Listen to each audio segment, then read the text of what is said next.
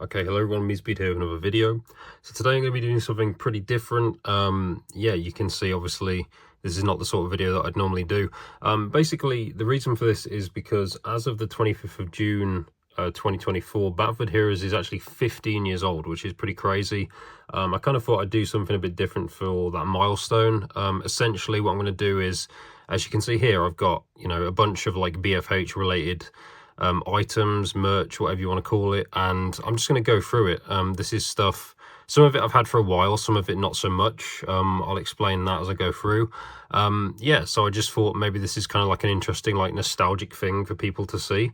Some of this is obviously quite old, and yeah, obviously as well as my stuff, I am going to go through later in the video and show some other stuff that people have sent me, friends, people in the community, stuff like that. Obviously stuff I don't own and stuff that's even rarer than this. So yeah, pretty cool. So let's go through this. This I'll start with. This is a Battlefield Heroes magazine, Games for Windows. It's a US magazine, as you can see here, March 2008, and it does say world exclusive. This was, to my knowledge, and I'll move this stuff out of the way, go through that later.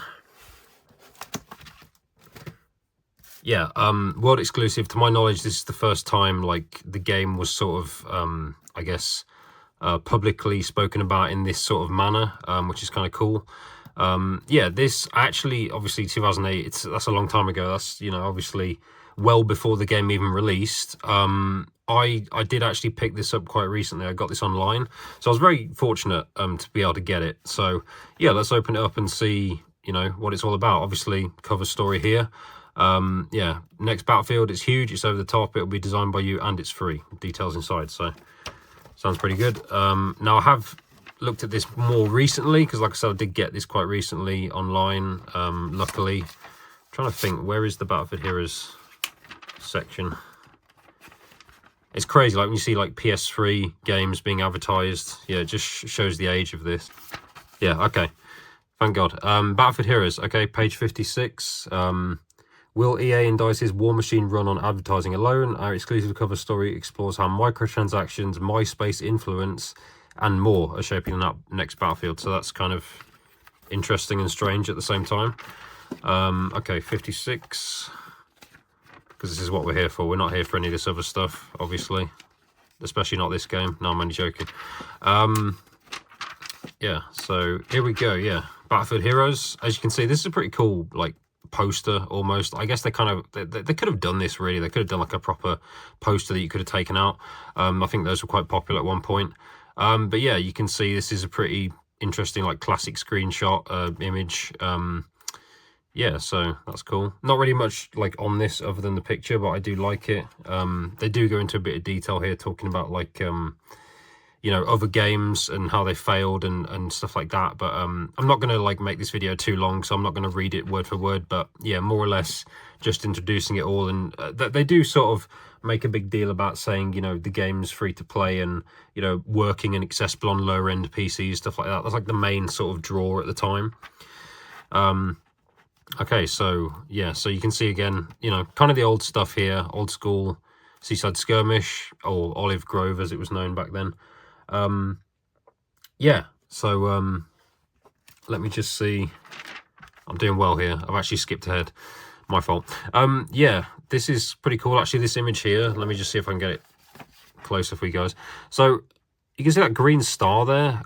That was only seen in like these really old images and screenshots and stuff like that. I can only assume that was to do with like abilities, either ability points or the ability like itself. So obviously I don't know for sure because I wasn't involved in this, but I want to say, like, when you were using an ability, say like burning bullets, for example, maybe this could be like going down as you were using it, so like say how long it was active or something. Not really too sure. I'm sure you guys have also got some interesting ideas on it, but yeah, obviously level -1, that's a bit weird. 106 health. I don't really want to analyze this too much, but yeah, obviously he's taking a bit of damage, or health numbers were different at this point. This is kind of cool though. Hopefully it's picking it up on camera. You can see obviously on the right there, that's the SMG. It is on the hood as well, but he's got 3 weapons as well as the grenade. So there's a shotgun there, there's a pistol, and there's an SMG. So that's kind of interesting. Obviously in the real game, like in the finalized game, you can only use, you know, 2 weapons, like 2 main weapons and an explosive. Obviously here there's quite a variety, so that's kind of interesting. Yeah, so it's kind of cool to see like that and just you know, get ideas based on it. But essentially here they're just talking about like the inspirations for the game. Like I think Korea was a big part of this, basically. You know, that free-to-play sort of gamer market in Korea, that's where they kind of looked at to begin with, and where this sort of journey started. As well, there's another interesting bit along here. I'm trying to think where it is. I think it's on the right here. Essentially, like it's talking about the whole thing where Battlefield Heroes is, you know, you have more health than other Battlefield games. It's not like one of those things where you spawn and you die immediately, or, you know, you get killed from behind by a headshot and you can't really react to it. It's basically trying to say, you know, trying to advertise and get the point across that, well, you know, you can react, you can turn around in most of these situations, and you might have a good chance if you use an ability or two. And yeah, like the fights are more drawn out. You know, you're not going to die immediately, and there's not going to be that sort of frustration, which is kind of what they were going for. You know, the whole cartoony, easier to access, easier to run, and yeah, just like kind of like a dumbed down version, if you like. But I like this rather than just spawning in a game and just getting headshotted immediately. It's not really too fun. But yeah, so I thought that was pretty cool. Just trying to see what else they put here. So yeah, the weapons are less immediately lethal, the spawn time's shorter. Yeah, firefights last longer. If you shoot someone, they realize it and react. Maybe you run around a corner, take cover. So yeah, it's pretty cool. You know, how they're sort of explaining this, and this is obviously another one of the main sort of draws behind it. So we can move on to the page that I accidentally got to. It does say here, I'm gonna get this as well. This is kind of interesting here. We had our style down before Valve unveiled TF2. That's kind of important, I think. They say it along here as well, basically saying like the original idea for like a cartoony Battlefield dates back to Battlefield 1942. Like the days of that game. I mean, that's what, 2002 or something like that. That's pretty crazy. That they already had that idea and those concepts like floating around back then. Because a lot of people, when Battlefield Heroes first got revealed, a lot of people were sort of making comparisons to TF2, you know, which is fair, I guess, but a lot of the time people were just saying, okay, this is like a rip-off, they've just taken this game and copied it entirely. But yeah, I don't really agree with a lot of that. And obviously here they're sort of defending it and saying, well, yeah, like we did have this idea before Valve went ahead and released TF2. Also, something here they mention, they're talking about like the metagame, basically. So like a game, like something else within the game to aim for. This is kind of interesting because they're talking about it here. This is 2008, obviously, when this was published. The metagame, or the War Room, as it was later called, that didn't get released until like 2013. So that's crazy, like, because that was a long time after. So some of the cool stuff here, I mean, they're talking about like the pay-to-win aspect, and I guess people are going to comment on that anyway and question it. There's a bit here, they talk about like, they mention level 50 or whatever. So obviously, like, okay, that never happened. But yeah, I think at that point, they're obviously just throwing about, you know, ideas on like what was going to be the max level. And here they talk about like the whole selling items part, and they're talking about like convenience items. So basically they go on to say like what they mean by that is like XP boosts, basically. As an example, that's the one example they used.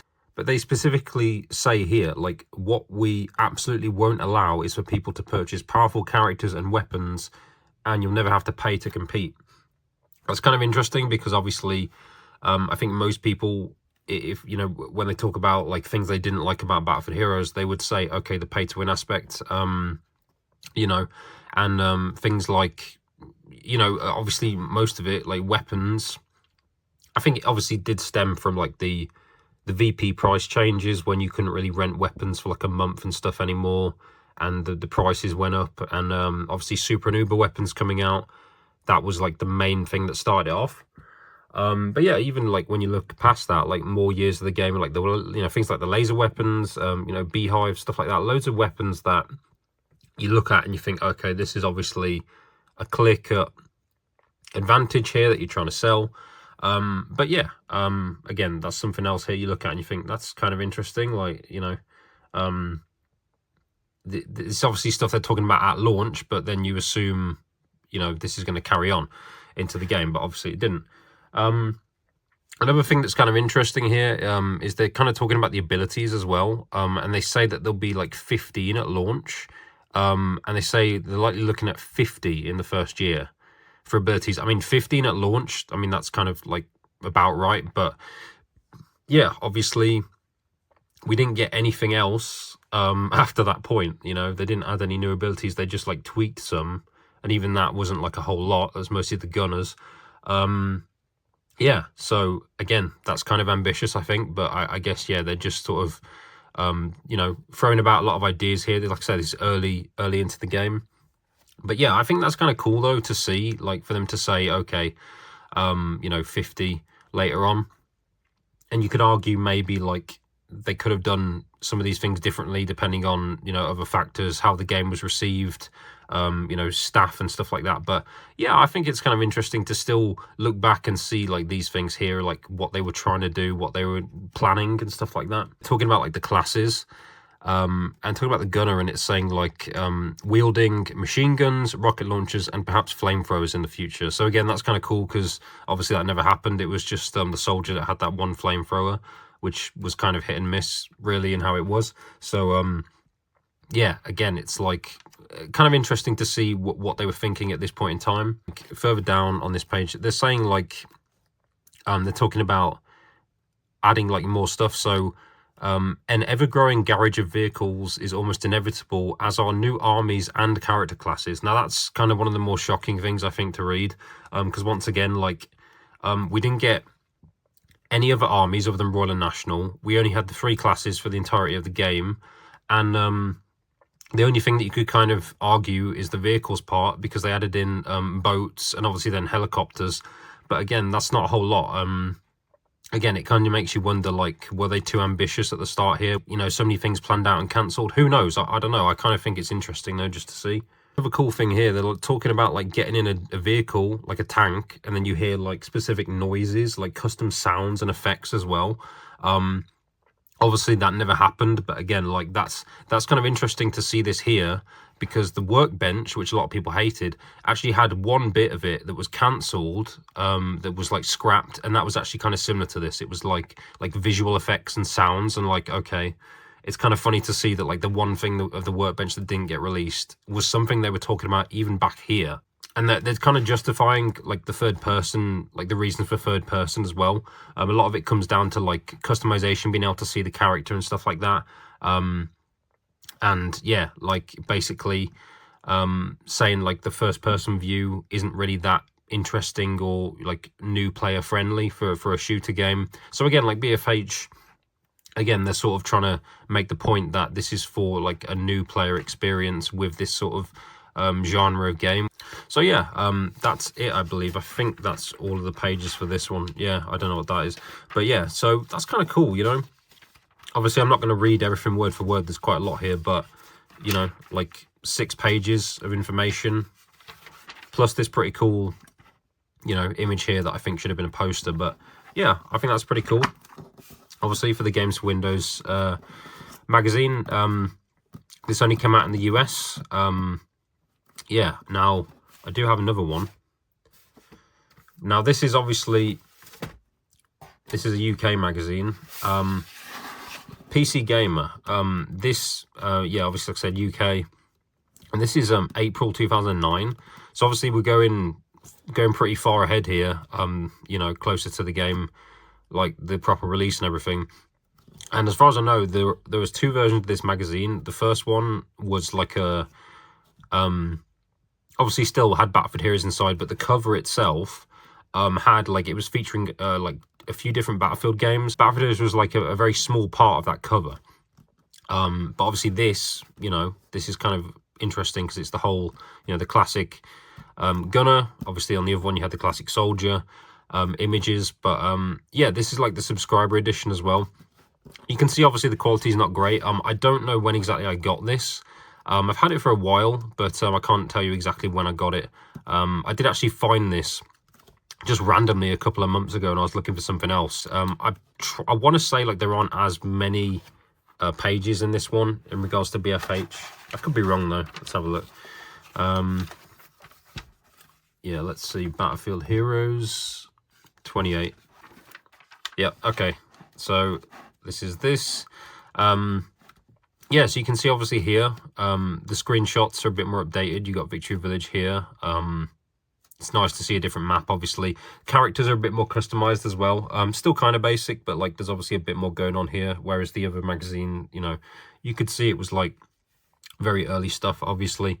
But yeah, again, I'm just like skimming some of this here. Again, you can see put your points into Belgium.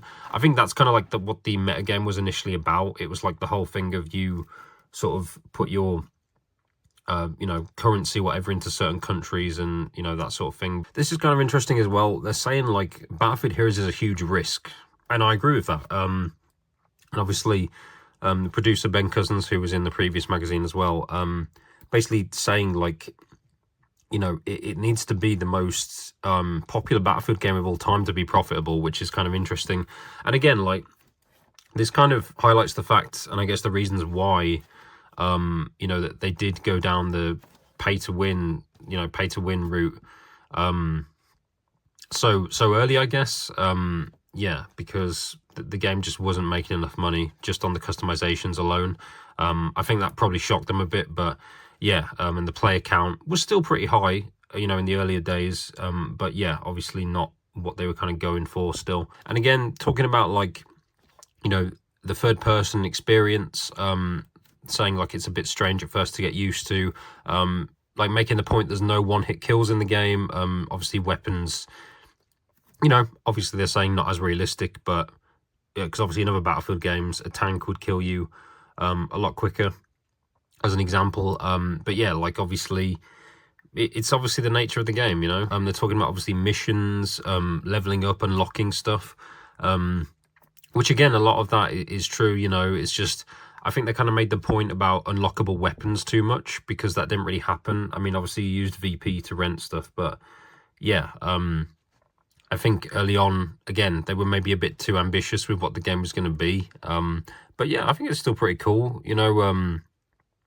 Again, talking about missions, with the achievement goals and stuff, like killing a certain amount of one class and doing damage and stuff. They're also talking about the beta as well, of the different phases of it. So like the first one apparently wasn't as hot, but obviously the second one, they're saying like it's faring better, which is interesting to see. Obviously I wasn't part of that, which is a shame, but yeah. And also just again talking about the metagame here, like putting your points into 12 different countries, like fictional countries. So let's see what else. I think this is the last bit actually, yeah. So only like 3 pages, which is kind of a shame. Yeah, just talking about like the massive amount of customization in the game as well. It's kind of interesting here. They say like the silliest items are the most expensive, which isn't really that wrong. I mean, like if you think about it, like the Bronto heads were some of the most expensive items in the game, and that kind of fits the bill. So yeah, that makes sense. Yeah, and again talking about the unlockables and that sort of thing. Yeah, I think, like, to be fair, that is a very important part of Battlefield Heroes, you know, just how different you can make your character look compared to someone else. A lot of variety. Even at this point in the game, you know, there's a lot to, like experiment with and choose. Obviously, they're sort of making the point about that the game's obviously simplified compared to other Battlefield games, but that's meant to be the point, right? It's supposed to be easier for people to pick it up. And yeah, the whole idea is like that the customization, the unlockables, the leveling system, everything, abilities and all of that, you know, unlocking stuff is just to keep you coming back for more, really. So yeah, I think that's kind of pretty cool, you know, how they're still sort of talking about similar things here. Also, I want to make a point, in the previous magazine, like they were talking about abilities, and yeah, I think they were saying like incendiary rounds for the soldier and stuff. So yeah, they hadn't really like figured out the names for abilities and stuff. I think they said bomb bouquet instead of grenade spam. That's weird. But yeah, so obviously again, this was the one I've had for a while. I can't remember exactly how long I've had it, but yeah, again, it's kind of cool to have both magazines now. But yeah, obviously the US one, a lot more info, a lot more detailed, and yeah, more interesting overall. But I'm still kind of grateful to have this one, so I'll put that to the side. And yeah, this one I'm more familiar with, I suppose, because I actually did a video with this a few years back. This is the code in a box. Yeah, it's not just magazines. Yeah, so this was basically like the Amazon code in a box. So you could buy this, and inside there's a code and nothing else. No disc for the game, sadly. Yeah, but this was basically you could buy this, redeem the code, and you'd get these sets here. Those are kind of like exclusives, and you'd also get like a special MGL, like a grenade launcher as well. So yeah, it's kind of interesting to have that. I did obviously do a video with this, like unboxing it, opening it up. You know, pointless to show you the code because I can't use it. But yeah, this was another cool thing to have. I also have here this one here. Only difference is this one is sealed. Don't know if you can see the difference. But yeah, that one's sealed. This one I opened up in a video like years ago. Yeah, so that's kind of cool, I think, guys. Hopefully you enjoyed seeing some of this stuff I've got here. I will show as well, actually. I was talking about in my 10-year video, like the merch store that they had and how it didn't do too well. Yeah, I didn't buy anything from that, but I do have this, which hopefully will come up on camera okay. Yeah, this shirt literally just has like the Heroes Target logo on it, which is kind of cool. Yeah, this is a custom one though. This isn't like official. The official store actually closed down pretty quickly. It didn't last too long. It was actually quite expensive as well, like to get some of the things like the hoodies and everything else. And in my opinion, the designs were kind of basic, but again, it was all right. In hindsight, I probably should have bought like one or two things, but yeah, it was expensive. And obviously because the studio is based in Sweden, Stockholm, there was also those potential extra like you know, postage and everything else that went into it. So yeah, but I thought I'd show that as well. Yeah, so that was all of this stuff. I'll put it back on screen. Just put all this back here. So yeah, hopefully that was interesting to you guys. I'm now going to move on to the bit where I'm going to show what people have sent me. So hopefully, yeah, hopefully that's some cool stuff that you'll like as well. So moving on to the stuff that I don't own now, but I wish I did, and the stuff that people have sent me. This is actually another magazine. This is a Portuguese magazine that Pirate sent me. This is from May 2008, so it is a little bit later than the one I showed at the start of the video, but it's still pretty cool.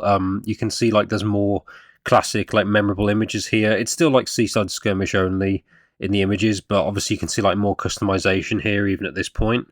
And he did actually translate it all for me, so yeah, that's obviously greatly appreciated. And basically it's saying how BFH is free, accessible and fun, aimed at attracting like a casual market but also more hardcore gamers as well.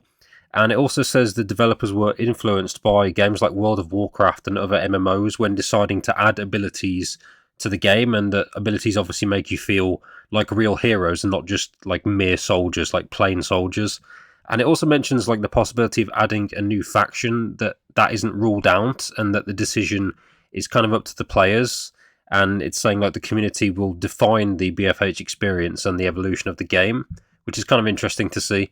And they go into a bit of detail just explaining what the classes do and what they're about as well, and also talk about like the Conquest Team Deathmatch game mode.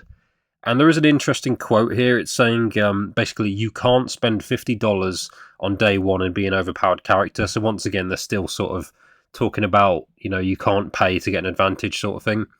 And finally, they say EA and DICE seem to be on the right track to lead a revolution in PC gaming, and the BFH is the result of taking funny things from Battlefield 2 that made you laugh and putting all that craziness into its own game and to focus entirely on that. So yeah, that's pretty cool. Thanks again to Pirate for sending that to me. We do have one final like magazine bit, and then trust me guys, there's no more magazines, at least that I'm aware of. This is from G-Dude. So basically there were PC Zone and other PC gamer magazines that had like small sections to them during like certain issues, where they gave away parts of the rocket sets and also 700 battle funds via codes. Yeah, so that was basically like a small section on BFH, but it's mostly about like the giveaways, basically.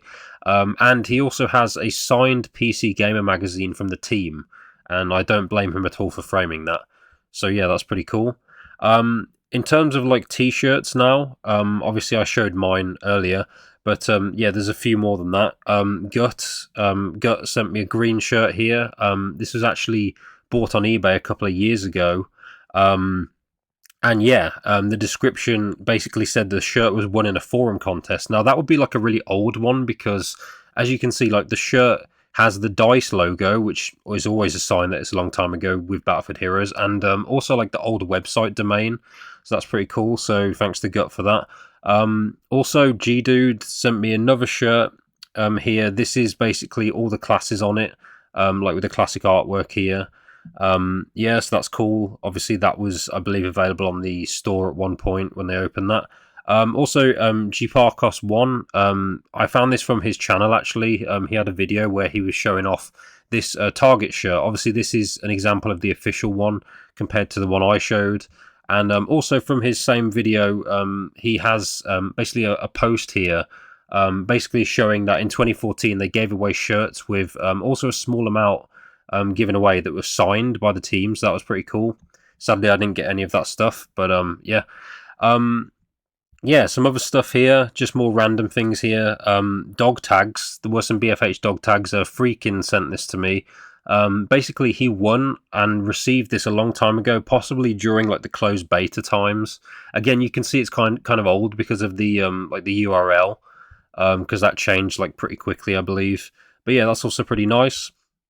And I believe the dog tags were also given to like community moderators such as Michael and G Dude as well. And finally, another one from G Dude. This is like a mousepad kind of. Yeah, he got this from the HQ actually when he visited, so that's pretty nice. And I believe there were two designs to choose from, but he just chose that one because he thought that looked better. So yeah, thanks to everyone for sending that stuff to me. I do appreciate that. Not jealous at all, but yeah, so that was it, guys. I mean, with most games that have an anniversary like this, I mean, the developers will come on or they'll talk about like future plans or reflect, you know, look back and stuff. Sadly for BFH, that's not the case. This is all like community-driven stuff nowadays. Just an example, like another game that reached a 15-year anniversary, Killing Floor, they basically did like a stream with some of the old developers, some of the current developers, like past and present and stuff. And that was really cool to see. And they also gave away stuff, but obviously with BFH, it's a bit of a different situation, which is a shame, but I still thought, you know, I'd do something for this and hopefully you liked it. Obviously, 15 years is a crazy amount of time, you know. That's quite a cool milestone and pretty impressive. There was only like 1 year as well where BFH wasn't playable, 2016. And it's wild, you know, that the game returned at all and is still running today. So, yeah, all that's left to say is happy 15th birthday to BFH. Thanks for watching, and I'll see you next time.